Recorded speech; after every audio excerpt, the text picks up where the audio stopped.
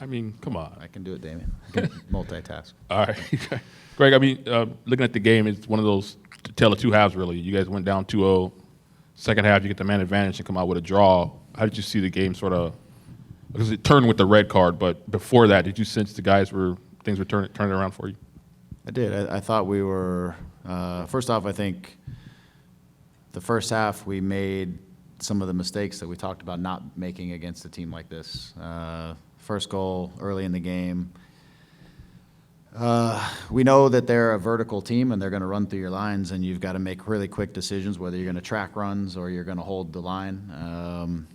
I haven't seen it back. I know it's close, but I think if we track the run on that, then I don't think we have an issue. I think we deal with it, right? And so now we're down right off the bat. Then I think we got into what can sometimes be our bad habits, which is we get caught in between trying to be patient and trying to force things too many times. And against a team that is very good in the transition, if you force passes, overplay the game, you can open yourself up and get exposed. The second goal is a transition that we're quite opened up.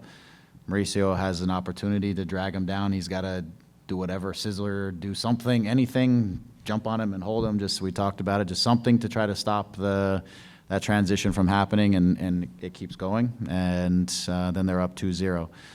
After that, I thought we weren't great, but we had some chances. Dayon had some headers from close range. We had a couple good looks where I felt like we, as not great as we played in the first half, that we could still be 2-1 or something at halftime, because there were opportunities there, which is one of the things that gave the group the positivity to go into the second half and continue to try to work on a couple of things, not work on, but sort out a couple of things. But the chances were there for us. They were going to be there, and then we get one back relatively quickly, and I felt like that gave us some momentum. So I think the red card comes out of a series where we have some momentum in the game. We're pushing the game, and we're doing better. And then once we get the red card, then I feel like we're all over them for a good chunk of the rest of the game. Get the second goal, have opportunities to get the third goal, and just not enough overall for 90 minutes in terms of punishing them on the chances that we got, because we were into some good spots and we needed to execute. The goals we gave up, we have to be better at those. We're down the stretch now, and every point matters. So the point, I hate saying at home, a point is a good point, but when you get yourself down 2-0, it's a good point. But I know we all in that locker room felt like there was an opportunity for 3 points tonight, and we let an opportunity slide. So we regroup, and big one next week. Hey, Greg, Rob Jalon from Last Word on Sports. You had two fullbacks come into the starting 11 today, in Julian Alde and Mauricio Cuevas. What did you think of their performances tonight? Yeah, I think we'll start with Julian. I thought he worked his socks off. He was up and down. He was battling the whole game. I don't remember a whole lot happening off of our left side or their right side through the course of the day. So I think he did pretty well. I think he left some things wanting in the final action, some crosses that we've got to put in more dangerous positions that he was missing, overhitting, things like that I think he could have been a little better at. I think for Mauricio, he hasn't played a ton of games with us. I thought he had some highs that were really good, and then he had some lows that looked a little bit younger and naive, and he's just going to need to gain some experience in some of these situations to maybe make better decisions. But again, he had a couple of the crosses that gave us some good opportunities. He put the one on Dayon's head in the first half that was 4 yards from the goal that we headed into the goalkeeper. So he had some good moments, but again, he's a young guy who needs some experience to learn and managing different situations. But I didn't. Again, the counterattack, maybe a little more experience. He comes up with a way to end that play. Those are little things inside of the game. But I thought on the day in general, I thought they did a solid job. Greg, I also wanted to ask you about Ricky Puig today in the first half. He seemed a little bit not in his normal self today, maybe a little sullen or downtrodden. There's one play in particular, we lost the ball around midfield, and he didn't track back. I mean, He just kind of looked a little, like I said, sullen. Did he say anything? Is he experiencing any injury that perhaps we don't know about or anything? What's going on, perhaps? Yeah, he was, to be fair to him, he was struggling a little bit this week. He didn't train much. He's carried a little bit of a knock growing issue over the course of the week, so he didn't do a whole lot in terms of preparation and training. We just tried to prepare him for the match. I thought he looked a little bit tight, a little bit rigid, and not free in the first half, forced some things, and wasn't as sharp as he usually is, maybe because that's a lack of repetition and doing things at speed over the course of the week. Second half, I felt he loosened up a little bit. The reaction was just a bad reaction. I don't think, no matter what, when a play like that happens, you got to transition and defend. That's just an action that he needs to be better at. Whatever the reason, he needs to transition and defend in that moment and help us out.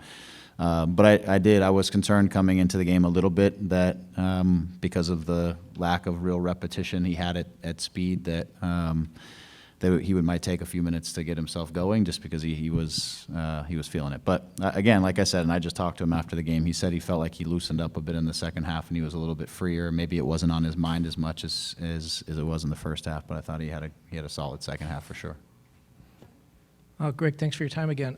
Coming back from a 2-goal deficit in the second half, shows a lot of resilience and guts. And then with the team's only lost once since May 31st, I think, is one of the hottest teams in the league, yet you're still in 13th and you're still chasing that playoff berth. Does a result like tonight give you the idea that, you can continue to overcome these adversities, that 4 places, 4 points, it's not out of the question? Yeah, I think this group really believes in the opportunity that's in front of us to still get ourselves into this picture. We know we have some difficult games. This is the top team in the West. We have LAFC next week, which is always a battle.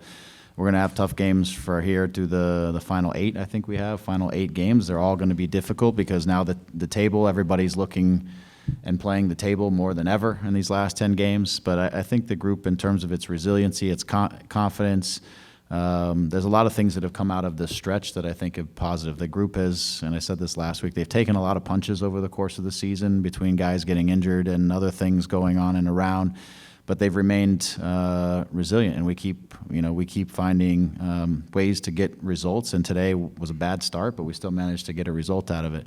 We understand, though, that in this stretch, that 1 point at a time isn't going to get us to where we need to get to. So we need to be also a little more disciplined and a little more clinical when we have opportunities to win games and to score goals, things like that. So we understand the task at hand. The guys have been super competitive and locked in, and we're just trying to go one game at a time, take the points that we can out of each one of these games as they come to us. So I'm proud of these guys because it's not been easy on this group in that locker room, but they've next guy steps up and they've been resilient.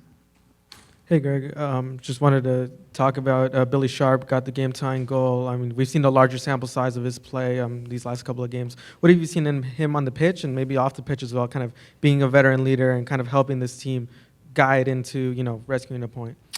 Yeah, since he arrived, really, he's a great guy in the locker room. He understands the leadership role. He's been a captain at Sheffield for years. He knows how to work a locker room and how to integrate into a group and be a positive figure. The thing he's just been working on is really just fitness, since he got in. And then when he came into the San Jose game, I think he dealt with a ball and ended up running into the pole and it kind of in the post, and it gave him a contusion on the back, which kind of locked him up a little bit. And I think over the course of this week, he started to feel freedom again and started to move. And I think he came on the field. He was busy. He's intelligent. His movement is very smart, especially in front of the box, and he knows how to get himself into and anticipate and get himself into some really good goal scoring and dangerous positions. It's not an accident that he ends up on these goal scorer goals, that are where second balls drop down or things happen, and that's his ability to read and anticipate, like a top striker who scored a ton of goals in their career would. And so it's nice to have him. And now that his legs are getting under him and that he's feeling a little bit freer and his fitness level is getting higher, we're going to see more and more of him and helping this group down the stretch. Hi, Greg. Control's always been a strength of Galaxy this season, particularly in possession. But it's been a trend that there's been hit on counter-attacks, hit in transition, and that's how Galaxy have conceded goals on several occasions this year. Are you feeling like the control and that's something that's coming? You feel like you're controlling matches more and more and not having those transition problems in the same way that you were earlier on in the season? Yeah, I do. I mean, I think we had a couple tonight. I think the control for us has gotten better. I think our Our positional play, when we're at our best, has gotten better. How to create space for Ricky so that guys aren't overloading and getting in each other's way, but being able to move and create space so that we can keep the ball, we can move, we have players in positions to penetrate and become dangerous has all improved through the course of the season. I think where we get ourselves in trouble is when we force situations, we overplay a situation that maybe isn't an attack, but we try to force an attack instead of just keeping it simple, let the ball move, make the opposition step out, and then play through their lines. I think when we get a little bit impatient is when we expose ourselves. Then we try to attack too fast. We get separated from back to front. And then if we don't finish the attack, because we haven't this year, in my opinion, we haven't been as clinical as we needed to be, that means a lot of attacks end in transitions or turnovers because they don't end in final actions, and then you have to deal with transitions. And so I think the balance has improved over the course of the season. I think when we are at our best, we're very much in control. I think at times when we overplay situations is when we can get exposed sometimes. So I think it's finding that balance, because I think we're not a team with the type of team speed that's going to play an up and down game. You know, we've got to play a controlled game, and we've got to be methodical and clear about what we're trying to do. I think it serves us and has done for the most part in this stretch. So I think we've improved in those ways. When you look at the subs you made, Delgado was the first one coming on. Why you think he was the person there? And then Douglas, 70 minutes. Was that by design? You thought you get 60 or 70 out of him tonight coming off the injury?